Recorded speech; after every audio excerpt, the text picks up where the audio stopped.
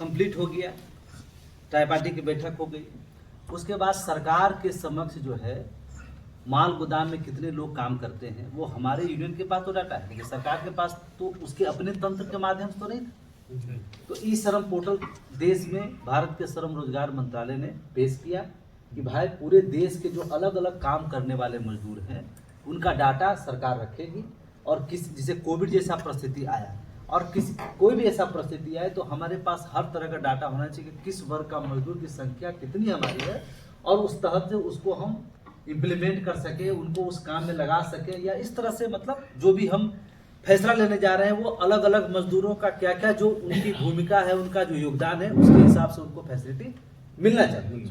अब एक अगर कोई आदमी ईंट जोड़ता है, घर बनाता है, कंस्ट्रक्शन काम में, उसको जो सरकार फैसिलिटी देगी वो कोई जरूरी नहीं कि माल गोदाम के मजदूरों को लागू नहीं।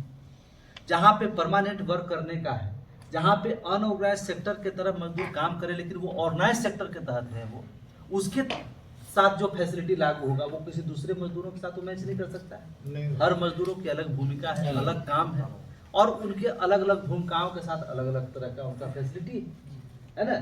ई श्रम पोर्टल हुआ, उसमें कैटेगरी बनाया गया, फिर हमने देखा कि उसमें माल गोदाम श्रमिकों कैटेगरी छूट गई, फिर सरकार के साथ बैठक किया और तब जाकर के ई श्रम पोर्टल पर जो है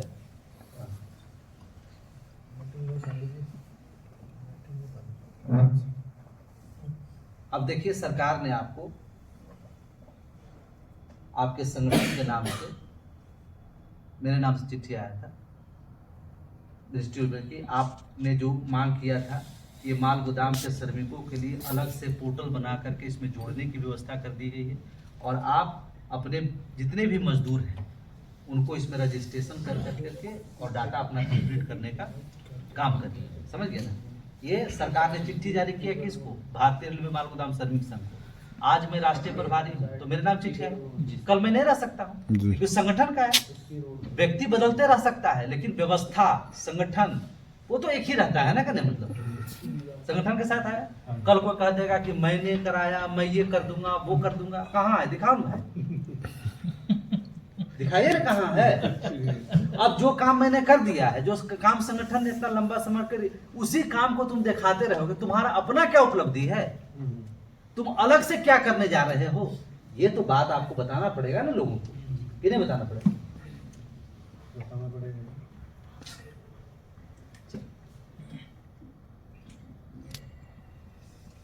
उसके बाद आ गया यहाँ पे warehouse worker, railway godown worker का आया, और आप सभी लोग का रजिस्ट्रेशन होने का काम किया। हम लोग ने फिर देखा ये तो बड़ा मुश्किल है। कोई व्यक्ति जाएगा सीएससी काउंटर पर, बोलेगा मैं माल गोदाम में काम कर दूंगा, उसका कार्ड बना के मिल जाएगा उसको, आज भी मिल सकता है। तो इसमें हम जो 26 साल से लड़ाई लड़े हैं, जो हमारे संगठन लड़ाई लड़ी, तो डाटा गड़बड़ हो जाएगा। कई लोग मजदूर उसको खुद नहीं पता है कि हमको रजिस्ट्रेशन किस चीज में कराना चाहिए। माल गोदाम के वर्कर को भी किसी दूसरे डिपार्टमेंट में रजिस्ट्रेशन हो गया, कहीं फार्मर में हो गया, कहीं कुछ में हो गया, कई चीजों में हो गया, उसको उतना जानकारी नहीं। तब सरकार से मैंने अनुरोध किया कि आप माल गोदाम के वर्कर को रजिस्ट्रेशन करके उसका डाटा कंप्लीट करने का ये अधिकार जो है आप भारतीय रेलवे माल गोदाम श्रमिक संघ को दीजिए।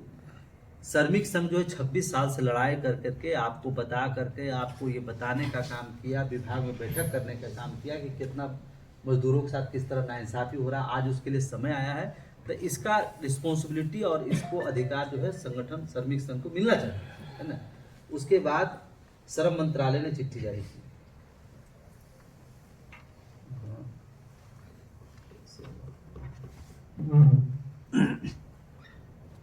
थोड़ा सा टाइम लगेगा, हड़बड़ाना नहीं है, ये आपके ज्ञान की बात हो रही है क्या?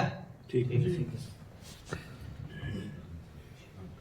ये 20/12/2021 को 20 दिसंबर 2021 को चिट्ठी जारी हुआ श्रम मंत्रालय के माध्यम से रेलवे बोर्ड चेयरमैन को।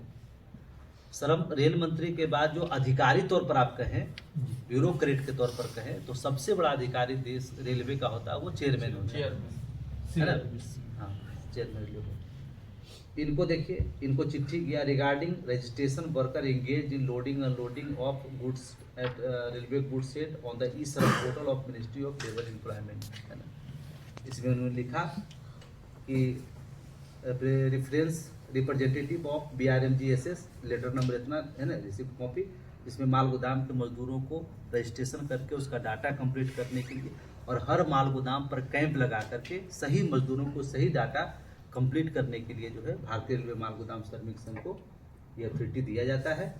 और उसके बाद इसका कॉपी आया, वो सैल्यूट मार, उसको इस बात का भ्रम हो गया कि मंत्री को नहीं मुझे सैल्यूट मार समझ गया ऐसा, समझ गया।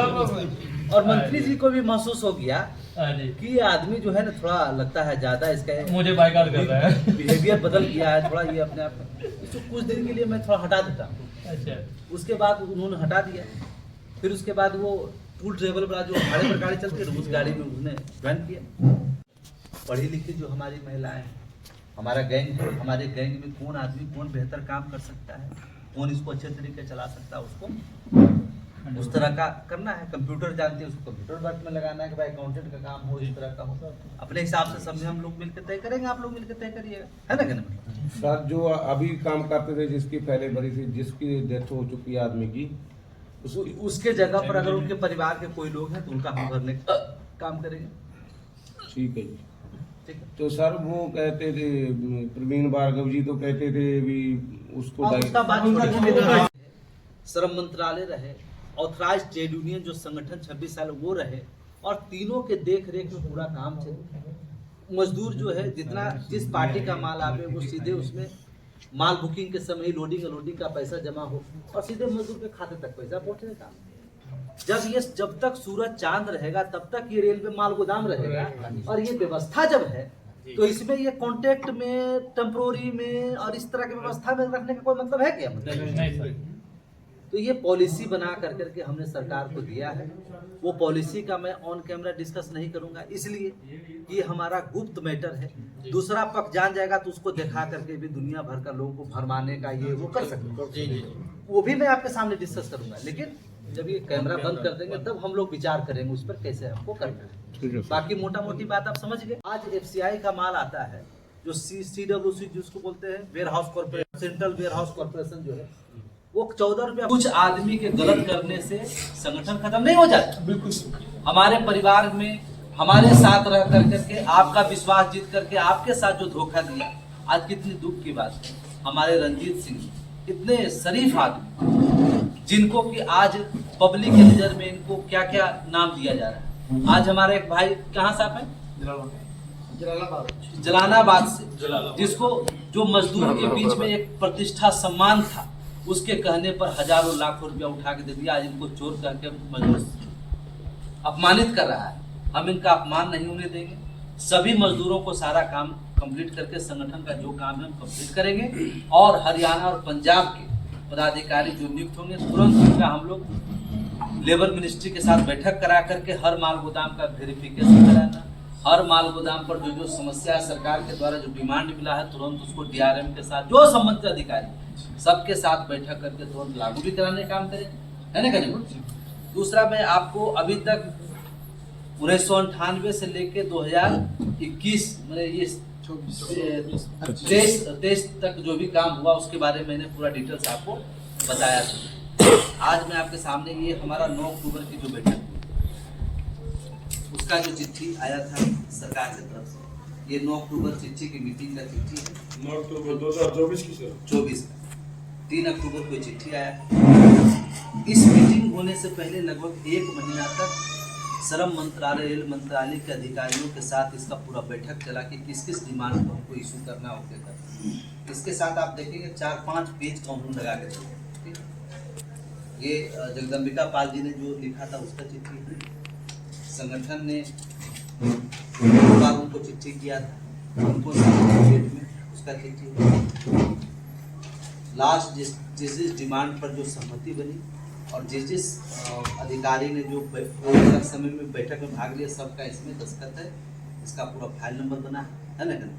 और उसमें हुआ कि इम्प्लीमेशन ऑफ एक्सेप्टेड डिमांड जो 2021 में मैंने बताया, अभी 13 डिमांड हम लोग को सरकार ने एक्सेप्ट किया, उस पर सारी मांगे पर डिस्कस हुआ, फैसला लिया गया। आपने देखा पढ़ा सब चिट्ठी, उस इम्प्लीमेंट करने को लेकर फैसले की लायक पूरी हमारा भाई जो है हमारा जो माल गोदाम का मजदूर है, आज काम करते करते किन्हीं मजदूरों को 60 साल हो गए। यहीं पर बहुत सारे लोग बैठे हुए, किसी आप काम करने की स्थिति में नहीं, तो उनके जगह पर उनके बच्चों को रोजगार लगे या जिसको चाहते हैं उनको रोजगार मिले।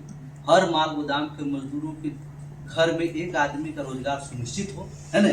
कि हम लोगों ने लंबे समय तक देश को मतलब रेल को सेवा देने का काम किया, मुनाफा करने का काम किया, है ना। लेबर मैनेजमेंट सिस्टम वहाँ पे बहाल, लेबर मैनेजमेंट किस तरह का होगा वो भी ये पॉलिसी इसमें है, मैं आपको बता दूँ। और ये सारी facility 6 authorisation and identification by Indian railway की तरफ से हो, भारतीय रेलवे माल गोदाम श्रमिक संघ को प्रस्ताव में शामिल हुआ है ना करेंगे। तो हम ये सारे कामों को जो पदाधिकारी नियुक्त हो रहे हैं, जो गोदाम कमेटी बनाएंगे, प्रतिष्ठित कमेटी में नियुक्त कर रहे हैं, इनके सहयोग से आपको इस लायक बनाएंगे कि आप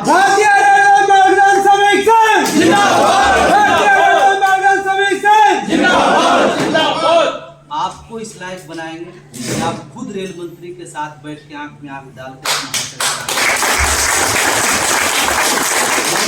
मजदूर भाइयों में से ऐसे लोगों को तैयार करूंगा। इस देश का लड़ाई जो लड़ा गया वो कोई बहुत ज़्यादा पढ़े लिखे लोगों ने नहीं लड़ा, जो देश से प्यार करते थे, जिन्होंने अपने कुर्बानी के लिए शहीद होने का काम, उसका एग्जाम्पल हमारे भगत सिंह। जज्बा आपके अंदर होना चाहिए, आपके अंदर सच्चाई होना चाहिए। दुनिया की कोई ताकत आपका हक अधिकार लेने से नहीं रोक सकता है, लेकिन ऐसे लोग अगर हमारे बीच में आएंगे जो अपने मजदूर को ही खोखला करने का काम करेंगे, उनका ही जीवन के साथ खिलवाड़ करेंगे, तो हम लोग मिला हुआ चीजों को नहीं ले पा रहे हैं देखना दुगना की। और अफसोस की बात ये भी है आज देश बना दो ना कि साबित होने के बावजूद भी कई माल गोदाम के लोगों ने लिखित में दिया, आज 1.5 साल से नरवाना हमारे कैथल के, उपलाना के बलविंदर सिंह जी द्वारा कई बार, उसके बाद साबित हुआ, जांच रिपोर्ट आया, तब जाकर उसको निष्कासित करने का काम किया। आपके संगठन के राष्ट्रीय प्रभारी जी को एक भाई होने का दावा कर करके इस तरह करके बुलाया गया कि एक मौका दिया जाए। वहाँ हमारे साथ जो है, हमारे साथ ये रणवीर भी मौजूद था, हमारा सुधीर भी मौजूद था। आप पूछिए इससे, हाउस अरेस्ट इसका कर लिया, कोई बात सुनने के लिए तैयार नहीं, अपने मनमाने तरीके से कि इतना पैसा दिया, इस पर लिखित कराया। ये बात मानते, वो बात मानते ही हमने खराब किया। की करना खुद बोले जो पैसा उसने दिया भी मैंने सब हिसाब दिखाया, मुश्किल से 300 से 400 रुपया करके प्रत्येक मजदूर से चलता 6 साल में संगठन हुआ। क्या संगठन ने कोई अपराध कर दिया? और एक माल गोदाम के मजदूर से बता रहे हैं कि 16,000, 20,000, सुपरवाइजर के नाम पर 2 लाख, 2.5 लाख, 3 लाख ऐसे करके पैसा दिया। 12 लाख 14 लाख मांग रहे थे, 12 लाख रुपया मांगता है, बताइए। और लोगों से जैसा आप लोगों ने बताया कि कई लोगों से ब्लैंक चेक ले लिया है। 1 लाख हमारे यहाँ से गया तो अरे पहले जो अपने फरीदकोट में मीटिंग हुई थी, हमने पत्र कर लिए थे, रंजीत भी बोला था, उधर बाज उठाई थी, मतलब बंदिया ने, अपने लड़कियां ने, कहते हमारे से 2-2 लाख लिया जा रहा है। ये मीडिया के सामने बोले तो रुकवा दिया तो। हाँ बोले थे मीडिया के पास,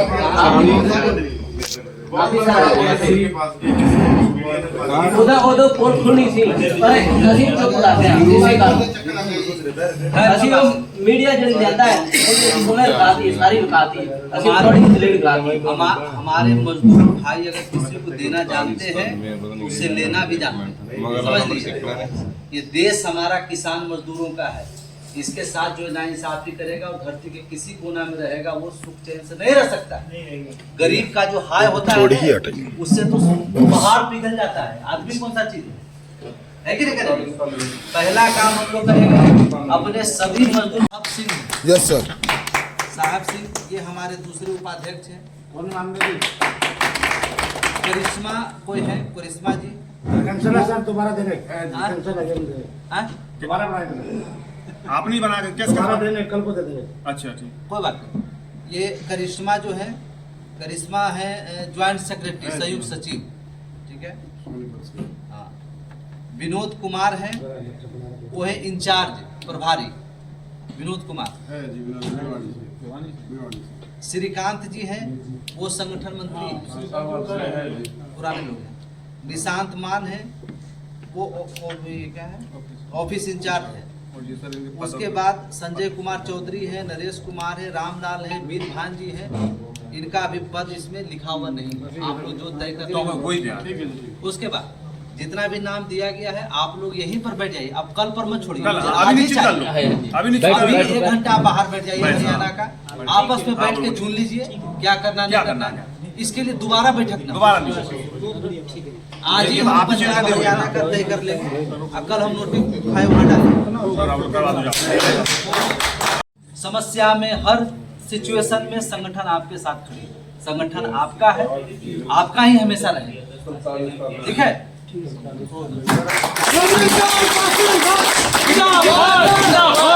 आपको बहुत बढ़िया हमें 5 दिन दिल्ली में फिर के माने जब तक 5 दिन में बात आपको बुला कर मौका मिलेगा, 5 दिन में बात दिल्ली में तो फिर बात करेंगे। बिल्कुल सबसे ज्यादा संघर्ष पालाराम जी की, मैंने अपने बात मेरे सामने वहाँ से इन्होंने हम बिछड़ के आए थे, लड़के लड़के आए थे, 5 दिन में दिल्ली में दफ्तर धोया, सुबेरी रेत में चल लेते थे, रात को जाते थे, रात को फिर चल लेते थे, फिर होते थे। 5 दिन में हमने जो दफ्तर पाया वहाँ मत्था टेक 22 नवंबर 2022 को पहुंचे थे सर। इच्छा से किया हमने। आप जितना जल्दी करके देंगे और आपके माध्यम से ही सरकार के पास आप ही को भेजूंगा मैं, अपने अपने प्रदेश के स्तर का काम करने के लिए। आप खुद करा के लाएंगे, मैं तो डॉक्यूमेंट दूंगा जो करके आया हुआ है, कागज में है, आप जल्दी से जल्दी लगेंगे, सबका काम हो जाएगा। जब हमारे पास मजदूरों का न कोई डाटा है, आपसे फॉर्म भरा के ले लिया, आज तक उसका कार्ड बन के नहीं आया। हाँ जी सर। लोगों का आज तक कोई पेपर संगठन का नहीं, बताइए किस आधार पर कौन काम किया जा सकता है। आज 2.5 साल से आप बता रहे हैं कि 2.5 साल पहले लोगों का फॉर्म भर दिया गया, उनसे दुनिया भर का पैसा लिया गया, लेकिन कोई कागज का पर्ची नहीं सर। आज ये भाई यही उसके ऑफिस में ऑपरेटर का काम करता है, पूछे इससे, इसने मुझे बताया, अभी आप लोग के सामने बताया ना, इसको सारी बात का पता था। वो फॉर्म रख देते थे पहले के, अभी इसको नहीं चढ़ाना है। जब तक वो एकदम बेदम नहीं हो जाए, जब तक वो एकदम स्ट्रीम लेवल पर डिमांड न करने लगे, तब तक वो लोग कुछ नहीं